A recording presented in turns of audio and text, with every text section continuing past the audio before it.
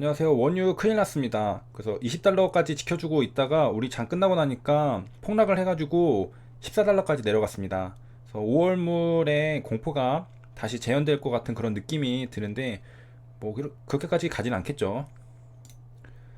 그래서 5분봉으로 보면은 이렇게 그냥 계속 밑으로 내려 꽂은 느낌.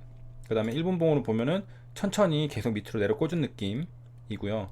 지금 반등을 살짝 시도하고 있는데 그 다음에 이거는 이제 그 달러입니다. 달러 뭐죠 이거 토론이네.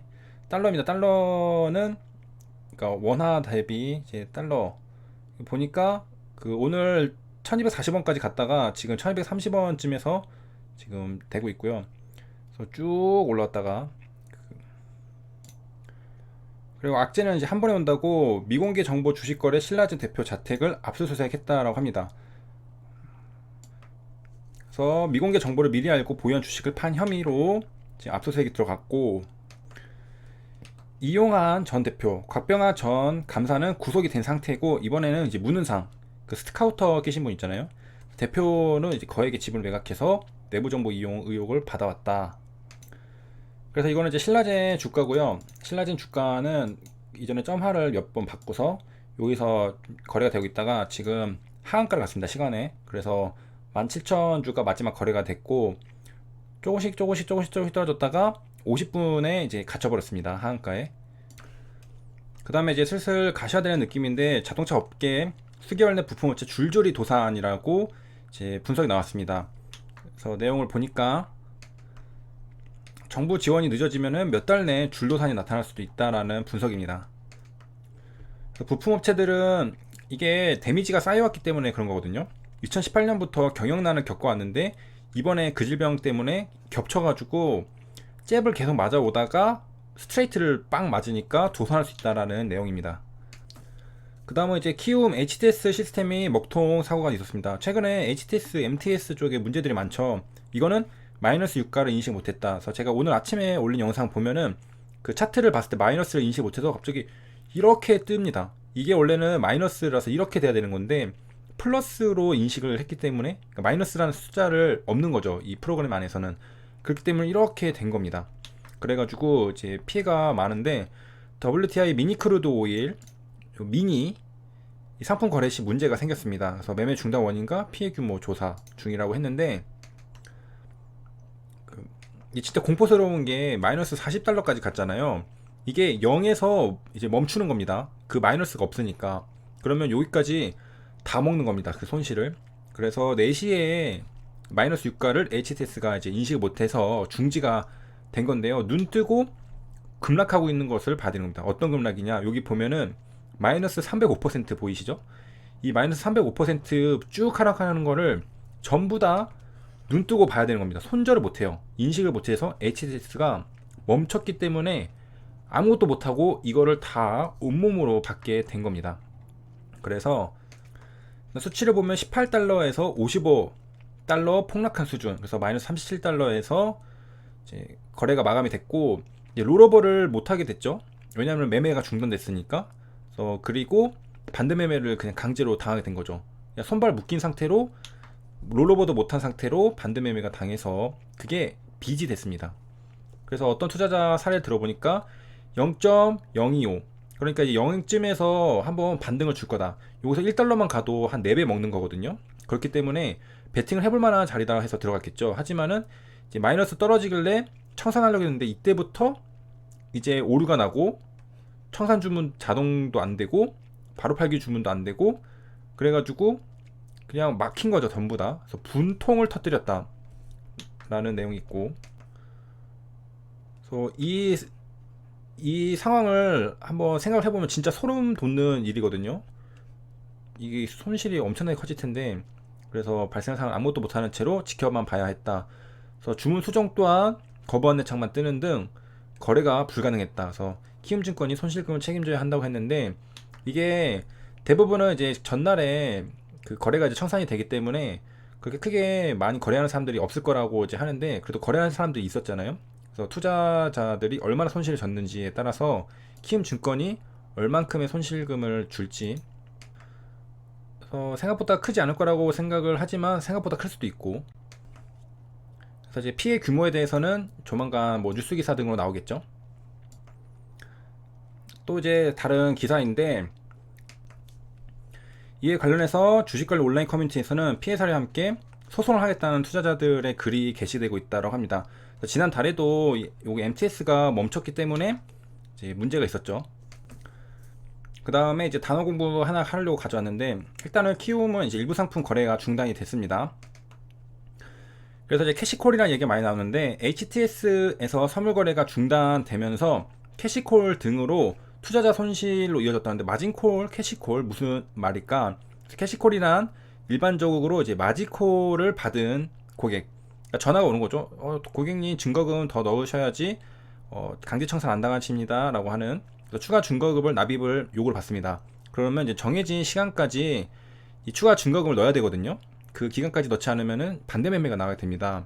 그런데 그 증거금을 넣지 못할 경우에는 고객의 미결제 약정을 임의로 처분하는 것을 말하게 됩니다.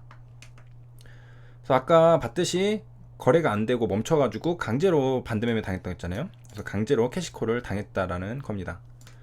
다시 한번, 캐시콜은 선물 가격 하락으로 마진콜 주문이 체결되지 않아서 강제적으로 반대매매가 발생하는 경우를 말하게 됩니다. 그럼 이제 마진콜이랑 캐시콜이랑 정확히 차이가 뭐냐라고 했을 때는, 이제 마진콜 같은 경우에는, 마진이라는 것은 여백이잖아요. 이렇게 우리가 마진이 많이 남는다, 마진. 그래서 마진콜이라는 이제 어느 정도 여유가 조금 있는 상태이죠. 그래서 고객님한테 추가 증거금을 납입하도록 통보하는 행위입니다. 그러니까 추가 증거금을 넣도록 통보를 하는 거예요. 그럼 이제 캐시콜은 뭐냐? 더 급한 상황이죠. 마진콜을 일단 먼저 봐줘. 그 다음에 캐시콜이 일어나는 겁니다.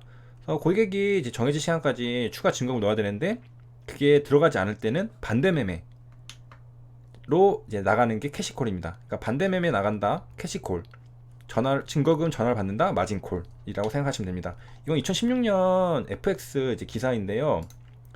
이때 브렉시트 결정으로 이제 파운드와 가치가 이제 끊임없이 추락을 했다고 합니다. 그래서 이때 당연히 그 반대 포지션 가지고 있었던 투자자들은 마진콜 받았겠죠. 그리고 추가 증거금 못 넣으면은 캐시콜도 당했겠죠. 그런데 보면은 상당수가 이제 캐시콜을 당했다라고 하는데, 그 이유가 뭐냐면은 끊임없이 추락을 했다고 했잖아요. 그래서 이를 보니까 증거금을 채우지 못한 경우가 아니라 급격한 하락으로 마진콜도 없이 그냥 곧장 캐시콜이 나왔다라고 하는 겁니다. 그러니까 이번에 그 원유도 5월물도 좀 비슷하죠. 갇혀가지고 뭐 아무것도 못하고 그냥 곧장 캐시콜이 당해버린 거죠. 그래서 보통 일반적인 패턴은 이제 매수 포지션 가지고 있었습니다. 그래서 파운드 달러 환율 하락이 이제 이어진다는 거죠. 쭉 이제 떨어지고 있었는데, 다음 영업일까지 기다리는 마진콜. 그러니까 전화 오고 그 기간을 좀 주는 거잖아요. 그 시간을 좀 줍니다. 그 안에 내가 돈을 어디서 구해오든 해서 납입을 해야 되는데, 그게 아니라 그냥 바로 당일에 반대 매매를 나간 겁니다. 그러니까 마진콜 없는 캐시콜이 이어졌다라는 겁니다. 그래서 일반적으로 마진콜에 따른 증거금 부족분을 다음 영업일까지 채우지 못할 경우 발생하는 게 캐시콜입니다. 그러니까 곧장 장중에 반대 매매가 캐시콜이 아니라, 장중에 반대 매매는 마진콜 없는 캐시콜인 거고, 보통은 마진콜 전화 오고 그 다음에 채우지 못할 때 순차적으로 다음 날에 캐시콜이 나오게 되는 건데, 이번에는 마진콜 없는 캐시콜이 나왔다는 겁니다. 사실상 5월물도 마진콜 없는 캐시콜이었죠. 그냥 곧장 당해버린 거죠. 궁금해서 이제 2016년 7월쯤을 한번 가보면, 여기 브리티시 파운드 US 달러죠. 그래서 보면은 2016년 7월이면은 대략 이제 어디지? 여기쯤이거든요. 2016년 여기 7월 1일, 여기 6월 1일 이쯤이니까 이렇게 하락을 하고 있을 때, 여기 이 하락할 때 이때 이제 캐시콜을 당한 겁니다. 마진콜 없는 캐시콜을 이제 투자자들이 당했다는 것을 알 수가 있겠죠. 그 뉴스 기사 봐야 되는데, 이제 캐시콜 빠져가지고 그 흥미로워가지고 재밌어서 보고 있는데, 영국 충격 브렉시트 때를 좀 공부를 해보면, 또 7월 7일이죠. 이때 차트를 이제 볼 수가 있는 기사인데요. 여기서 보면은 이제 국내 투자자들이 여기 GBP, 이게 Divided by USD, 그리고 미국 CME, 이 CME가 어제 크루드 오일 5월물 마이너스 호가 도입한다라는 기사를 제가 얼핏 본 것 같기도 한데, 일단 확실하진 않고, 어쨌든 파운드와 선물 거래하는 그 투자자들이 매수를 잡았는데 그게 쭉 떨어진 거죠. 그래서 보면은 어떻게 떨어졌느냐, 이게 지금 여기 7월 6일로 잡혀 있고 이게 6월 24일이잖아요. 6월 24일에 이렇게 쭉 떨어진 겁니다. 아까 차트 보면은 그 월봉으로 봤을 때 6월 달이 이 음봉이 엄청 컸잖아요. 그래서 6월 24일에 쭉 떨어지고, 그 다음에 이제 기사가 나온 이때쯤은 뭔지 모르겠지만 여기 이쯤 어디선가 계속 물려 있었겠죠. 그런 다음에 푹 떨어지니까 그냥 캐시콜을 당해버린 걸로 보입니다. 그리고 이제 브렉시트를 검색을 해보면 2016년 6월 맞죠? 아까 6월 24일 차트가 푹 떨어졌죠. 이때 투표를 해서 찬성이 51%로 영국의 유럽연합 탈퇴가 확정이 되었습니다. 그러니까 이 파운드 가치가 엄청나게 하락을 한 거죠. 그래서 일정을 보니까 국민투표가 2016년 6월 13일에 열릴 것이라고 되어 있었습니다. 그러니까 날짜가 맞죠.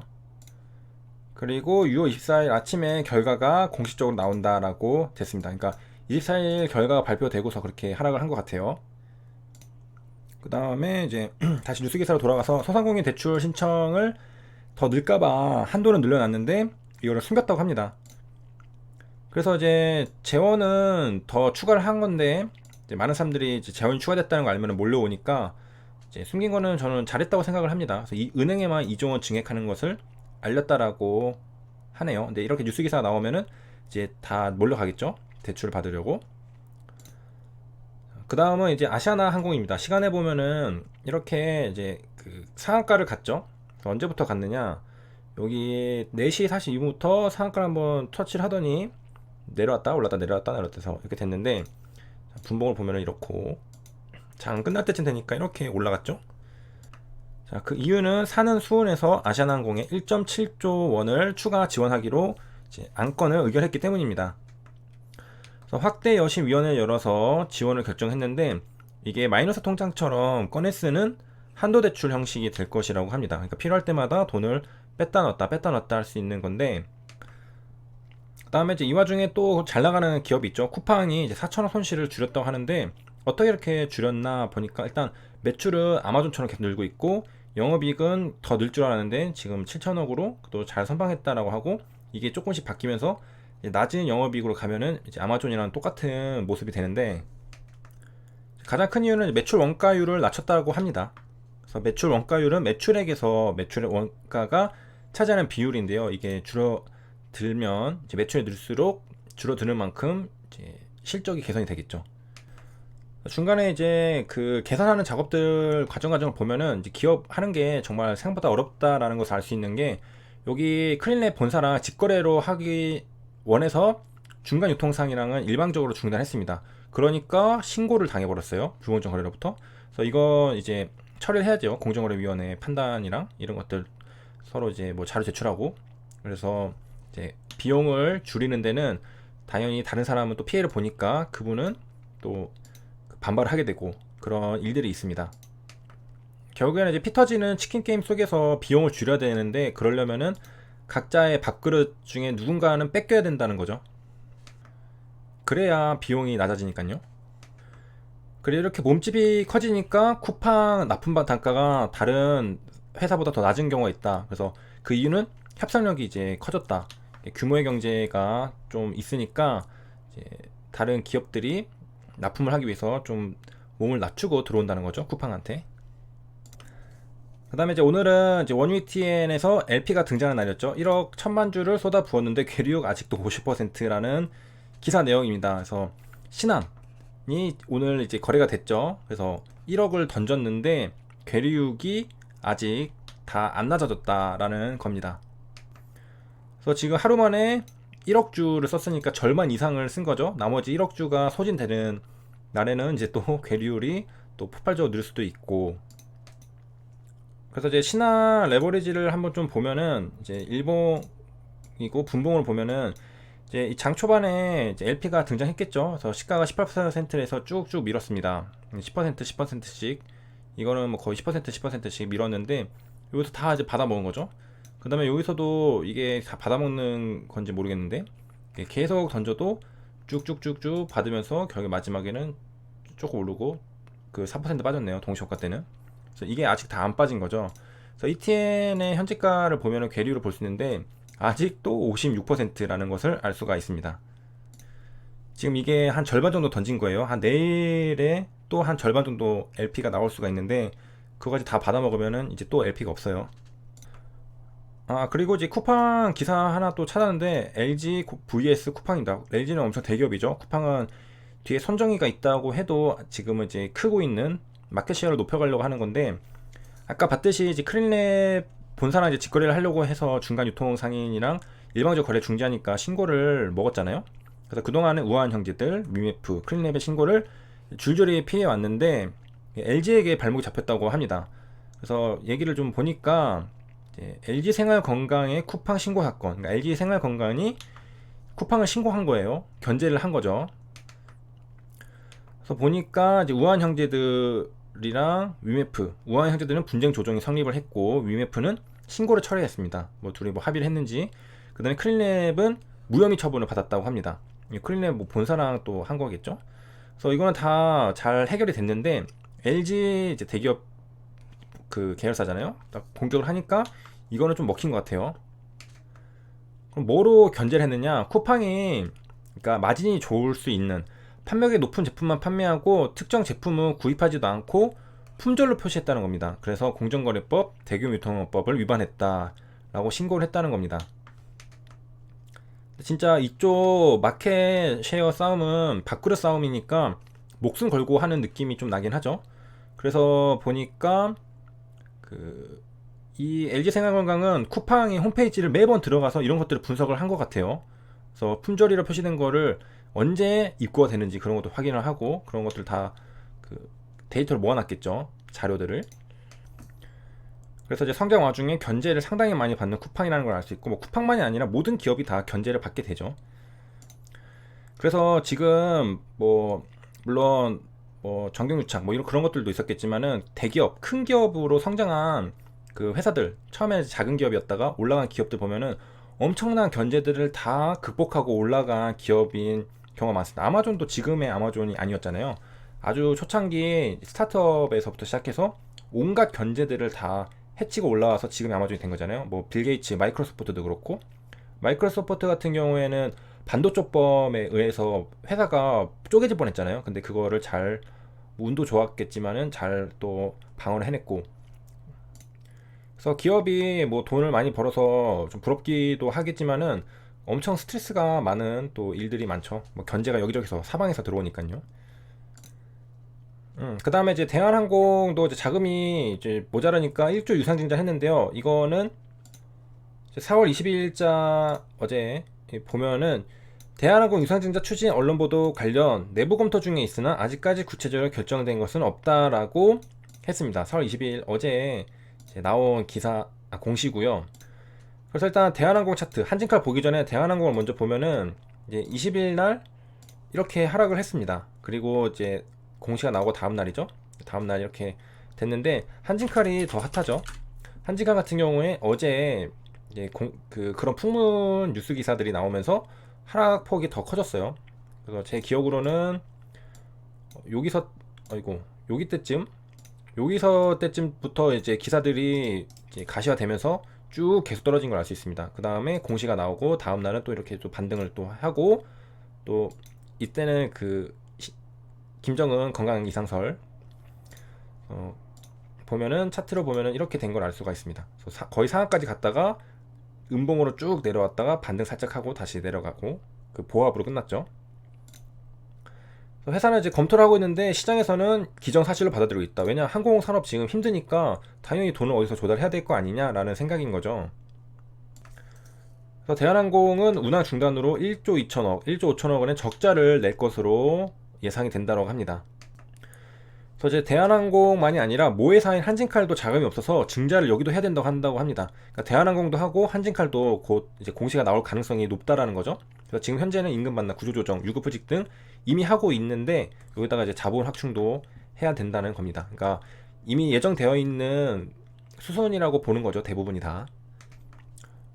일단 지분을 보면은 이제 조 회장 측은 41% 가지고 있고 KCGI 반도건설 조현아 쪽은 44%를 가지고 있다고 하는데, 증자를 하게 되면은 3천억 원으로 하면 이 중에 조회장이 1200, 그다음 KCGI가 1300 정도를 하게 되는데 둘 다 이제 작은 부담이 있는데 이제 조회장 쪽이 실탄 자체가 없어서 택하기 어렵기 때문에 아마도 이제 3자 배정으로 이제 구원군을 데려오지 않을까 그런 이제 분석을 하고 있습니다.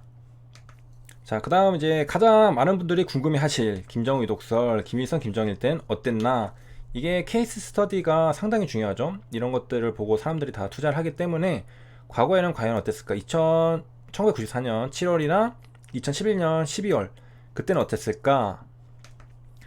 21일 한국거래소에 따르면은 1994년 7월 10일에 김주석은 이제 사망했다라는 게 알려졌는데 실제로는 이제 7월 8일에 사망했으나 이제 7월 10일 일요일이 돼서야 알려졌다라고 했습니다.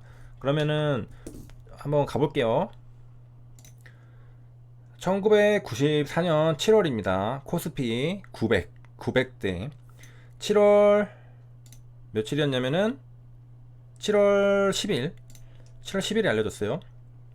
그러면은 이제 좀 오르고 있을 때 이때부터 좀 문제가 있었죠. 그래서 7월 8일 금요일 이날 이제 사망을 한 건데 일단 여기 전고점을 뚫는 척 하고서 내려왔다가 다음날 7월 9일 그리고 이제 그 다음날 7월 11일 날짜가 이상한데 요게 뭐죠? 7월 9일은 7월 8일이 금요일이고 이날 이 토요일에도 거래가 됐나요? 토요일도 거래가 한 것 같은데 뭐지? 화, 수, 목, 금 토요일도 했나 보네요. 월요일 9, 10 그러네요. 매우 놀라운 사실 1994년에는 토요일에도 거래가 일어났습니다. 그래서 이때도 밑꼬리가 마이너스 2% 달고 종가 마이너스 0.79로 오늘 차트랑 똑같죠. 오늘 차트랑 똑같습니다. 일봉으로 오늘 차트랑 상당히 유사한 걸 알 수 있습니다. 코스닥이랑 조금 더 비슷한 것 같은데 상당히 비슷하죠. 코스닥 150 그리고 이제 그 당시에는 이제 코스닥 시장은 없죠. 그래서 차트가 없고요. 그리고 여기 7월 9일 그래서 시장은 이제 쭉 내려갔다가 다시 이제 올라온 건데 그 다음에 이제 그 이후 흐름을 한번 보겠습니다. 자, 여기였는데 이 다음날 이렇게 상승을 했습니다. 상승하고 올라갔다가 이렇게 쭉 올라갔네요. 여기 다음에 이렇게 흘러갔습니다. 이때는 이제 김일성이고 이 사망 당시에는 김영삼 대통령이랑 이제 남북정상회담을 20여일 남겨둔 시점이었다고 했는데 이때 그럼 진짜 좀 충격적이었겠네요. 그 다음에 신기하게도 최근에 이제 대북경협주가 많이 상승을 했었잖아요. 그런 것과 좀 그다음에 좀 비슷한데 심근경색으로 사망했다. 이게 약간 집안 그게 있네요. 그래서 그 당시에는 전쟁 위기감으로 생필품 사재기 지금은 이제 너무나 다 익숙해져가지고 그런 일은 없는데 그래서 이제 김주석 사망으로 인한 충격은 딱 1개월 진행됐던 셈이다라고 했습니다. 1994년 그리고 1996년까지 우리 OECD 이제 들어갔잖아요. 그 다음에 1997년 외환위기 그러니까 상승이 엄청나게 되고 시장이 엄청 좋고 경기가 좋고 그랬던 시절입니다. 그래서 사상 최초로 이제 1000을 상승 돌파한 시점이었다. 9월 16일 한번 가서 볼까요? 9월 16일 요때 1994년 그래서 쭉 올라갔죠. 1994년 그리고 그 다음에는 이제 또 김정일 위원장 2011년 12월인데요. 이때도 단기간 충격받았다고 회복하는 모습이었다고 하네요. 자, 코스피 차트인데 2012년 방금 차트를 봤는데 남유럽 재정 위기로 이제 부진했죠. 푹 떨어졌었습니다. 2011년 12월 19일 점심쯤에 국내 증시 알려졌다고 하는데요. 차트를 딱 보면 이제 여기라는 걸 알 수가 있죠. 음봉으로 떨어져서 마이너스 한 4.86, 그 다음에 종가가 마이너스 3.4. 음봉으로 이게 떨어졌습니다. 자, 차트만 보면은 자, 이런 상태였다는 거죠. 푹 떨어졌다가 이 다음에 또 이렇게 쭉 다시 올라갔네요. 신기하게도 푹 떨어졌다가 계속 올라가고 그런 현상이 있습니다. 자, 차트를 보면은 이제 이 이후 흐름들입니다. 여기서 여기고 이렇게 그냥 뭐 박스권이죠. 박스권. 그래서 가장 그 도움이 되는 내용이 아니었을까 생각을 합니다. 저도 공부가 좀 많이 됐네요. 방금 거는 3천억 부당이득 의혹, 아까 봤던 압수수색. 그래서 이 의혹을 어떻게 부당이득을 받았을까라는 내용을 좀 살펴보려고 가져온 기사인데요. 압수수색했다는 건 앞서서 했고 2014년에 자신들이 만든 개인 법인 페이퍼 컴퍼니를 만들었다 합니다. 신라젠이 돈이 있으니까 여기가 400억 원을 투자를 합니다. 그리고 이 자금으로 신라젠이 발행한 전환사채 및 신주인수권 부사채를 매입했다고 합니다. 그러니까 신라젠으로부터 400억 원을 받은 다음에 그 400억 원으로 CB랑 BW를 매입을 했다라는 거죠. 돈을 돌리고 해서. 그래가지고 이게 나중에 주식을 바꾸면은 이득이 많이 나잖아요. 신라젠이 급등을 했을 때 3,000원대의 주식으로 전환을 한 다음에 전환가의 20배가 넘는 8만원대에 판매를 했다고 해서 3천억 원 이상의 부당 수익을 얻었다. 그 다음에 이미 지금 이제 구속영장 돼 있는 이제 곽 씨는 팩400 임상 실패한 걸 알고 미리 팔아가지고 이득을 챙긴 혐의를 받고 있다라고 하고 있습니다. 그 다음에 이제 슬픈 얘기인데 월급쟁이 셋 중 하나가 월 200만원도 못 번다. 이거 진짜로 양극화가 좀 심해진 느낌이 아닐까? 계속 왜 200만원일까요? 그래서 기사인데 그 뼈빠지게 일하고 돈은 얼마 못 받는, 그리고 뭐 부동산이나 다른 자산들 가지고 있는 사람들은 엄청나게 돈을 많이 벌고, 양극화가 좀 심한데, 그래서 보니까 100만원 미만이 10%, 100에서 200만원이 23%, 합쳐서 33%가 200만원 미만이라는 겁니다. 이거는 어디서 나온 통계냐면 통계청입니다. 통계청 하반기 지역별 고용조사 취업자의 산업 및 직업별 특성에 따르면 지난해 하반기 2019년 7월부터 12월달 33%가 200만원 미만이라는 겁니다. 그리고 10%는 100만원 미만이라는 건 진짜로. 네. 그리고 이제 200에서 300만원이 30%로 이거 다 합치면 300만원 미만이 지금 60%가 되는 거죠. 대략 64%. 그래서 제가 어디서 통계 봤는데 한 250만원이 정도가 평균이라는 걸 제가 들은 기억이 있어요. 어디서 본 기억이 있습니다. 그 다음에 이제 뭐 300만원부터 400만원, 300만원 이상은 34%. 그럼 이제 어디가 못 보냐? 여기 사업시설관리, 사업지원 및 임대서비스, 농립업 이런 데 못 벌고, 잘 벌는 금융보험, 전문과학 및 기술서비스업, 정보통신업 등에서 많이 벌었다고 합니다. 그 다음에 뭐 중간은 건설업, 그리고 사업시설관리, 사업지원 임대서비스, 부동산업 이런 데라고 하고요.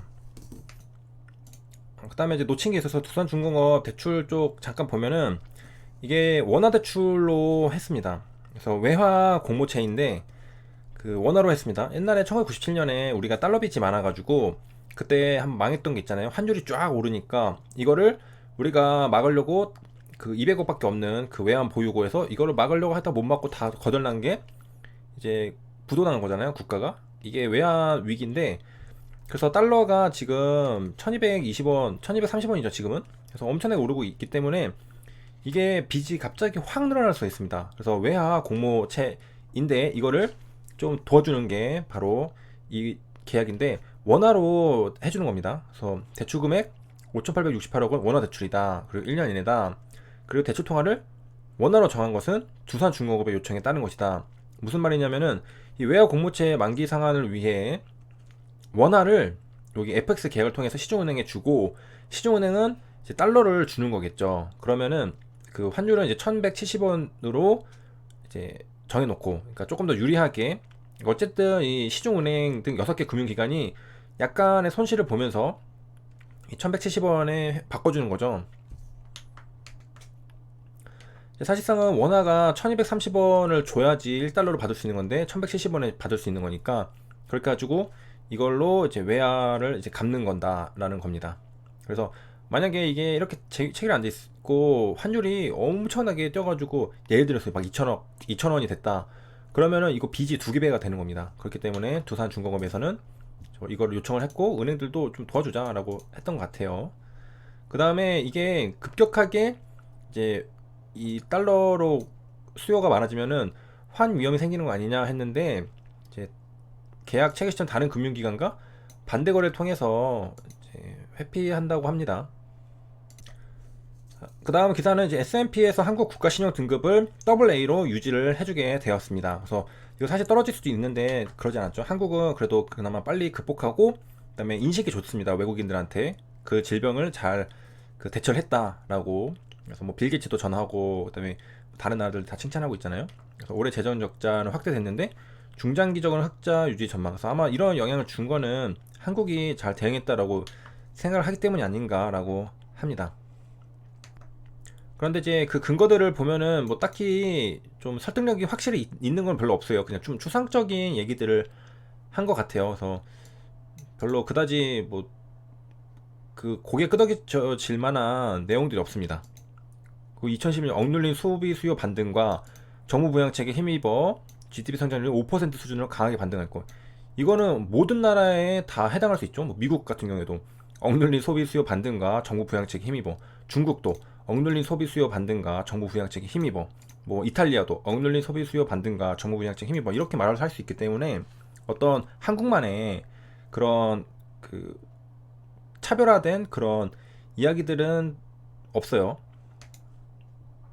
갑자기 외국인들이 오늘 샀는지 팔았는지가 갑자기 궁금한데 투자자를 한번 보겠습니다. 당일 추이를 보면은 볼 수가 있죠. 그리고 일별 동향으로 보면은 코스피 보면은 외국인은 팔았죠. 오늘도 팔았네요. 5천억 팔았고 코스닥은 또 팔았습니다. 그러니까 외국인 계속 팔고 있습니다. 기관도 팔고 개인만 지금 사고 있고요. 그 다음에 이제 라임 얘기를 좀 하면은 그 여기 밑에 보면 그 지난해는 6조였던 게 2조 원으로 쪼그라들었다고 합니다. 그래서 환매 중단된 게 지금 80%라고 하고요. 6월에서 7월에 무역금융펀드 분쟁 조정이 결론이 난다고 합니다. 그러니까 아직 시간이 좀 남았죠.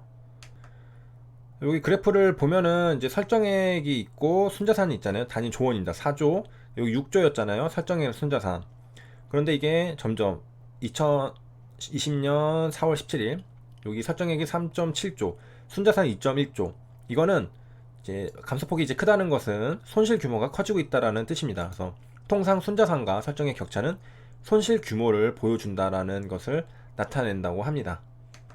그 다음에 이제 기업은행은 미 당국과 1천억 원 벌금 합의했다고 하는데 이게 뭐냐? 이란 제재를 위반했다고 합니다. 그래서 A사 송금 중개 위장거래 적시에 파악을 못했다고 하는데 이게 자금 세탁 방지법 위반 혐의라고 하는데요. 여기에 이제 기업은행과 로이터 통신에 따르면 이제 국내 무역업체 A사에 이란이랑 이제 허위 거래한 거와 관련해서 조사를 받아왔다고 합니다.